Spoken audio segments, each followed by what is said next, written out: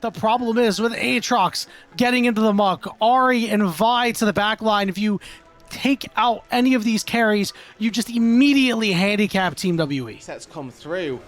Deep recall from Scout means that he's absolutely fine, and now actually an engage into the mid lane by June.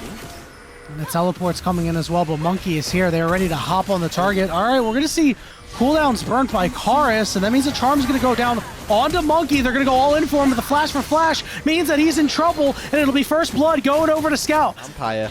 It's Paze and Zhuo that are just coming out on top and actually able to make a bit of an advantage. They now transition this into a dragon where Monkey can't take the Herald or the Grubs, rather, on that top side.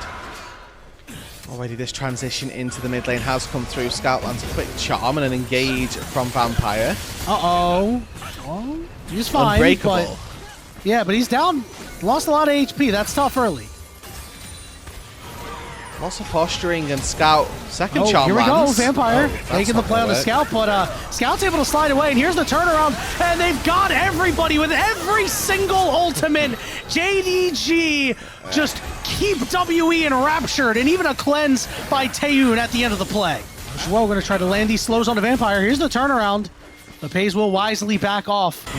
It's all JDG early. They're going to get all these grubs too. Yeah, it was bad.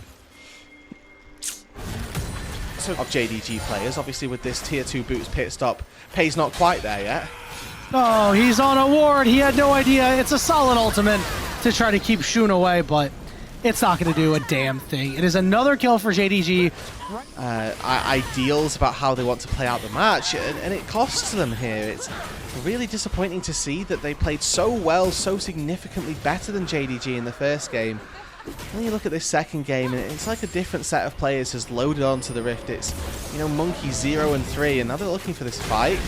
But Unbreakable will come through. In a minute and 10 seconds, this Herald is going to come up, and we know how much a well-placed Herald can break open the game, especially when you have a lead like this. That's now 4,000 gold. This turret going down too. It's not like you even needed first turret because you just took everything. You already got your feats. I mean, this is a clinical match from JDG here. It felt like they got the draft that they wanted, and they've executed quite well. Still a lot of game left to play. Still an opportunity for JDG to do something crazy and for WE to potentially capitalize on it, but for all intents and purposes right now does look very good as a push onto that top side tier 2 is happening. Looks like actively Ahri ulti and Zhuo's ult as well. That's a win for JDG. Yeah, they'll take that every day of the week. They can just rinse and repeat now. This Taliyah is very susceptible to going down. It's still not quite yet with that Seraph's Embrace. The added safety that provides not going to be available to them, and for JDG now they've got the Herald in their back. They've got this 4k gold lead again. It's business as usual for them. Walks in, finds a quick tag. Nice jockeying. Small yeah, they're trying. They're trying. Monkey has walked a little bit too far forward. He's got no ultimate, and Shun is going all the way in, trying to take him down. Here comes teleports as Cube joins the fight. The knockup is there onto Scout.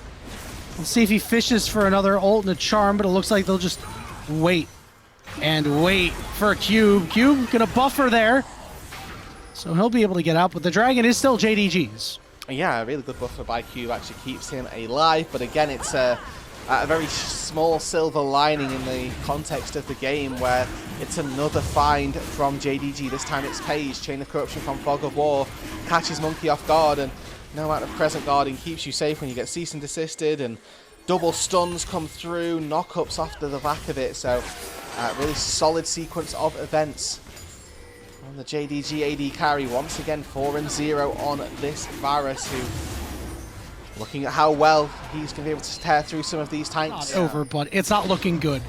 And we don't know what Team WE can actually play for here to, you know, find a way back into this game. We do see a teleport coming into the top lane, and we're going to see Scout teleport to join the rest of his team as that Herald got used, and it looks like Team WE, they're going to try. They want to find a way in. Zhuo just playing bouncer here, knocking up 3 members. Teleport coming in on the flank. JDG, they're going to peel off the Otacon potentially and wait. Doesn't I don't know, man. This is really confusing. Cuba's on the back line here. He's going to all out. Pays over the wall. Meanwhile, lots of low health bars on the other side as Xiaoshu just doing his thing. Is just drain tanking right now. Look at the heals, man. He's got 2, and you know he wants to find more. That's a triple kill, and he won't get the quadra, but he damn sure worked for it as JDG ace WE. And it's one of those fights where if WE were even close in gold, maybe they could have won that. But Xiaosu's so tanky, he didn't even get his Sterax popped through that. And the Ezreal just doesn't have the damage yet. Karis doesn't have the damage yet. And at that stage in the game, unironically, I did just say this is just quintessential WE. You can't get excited after one win. You did. One thing you can get excited about is Xiaoshu, man. I mean, this guy, and this addition for JDG, tons of questions coming in about how effective is he actually going to be. And he's played quite well in a lot of these games, and this one is no exception, especially this time on the Aatrox, seeing him off a tank, making impact.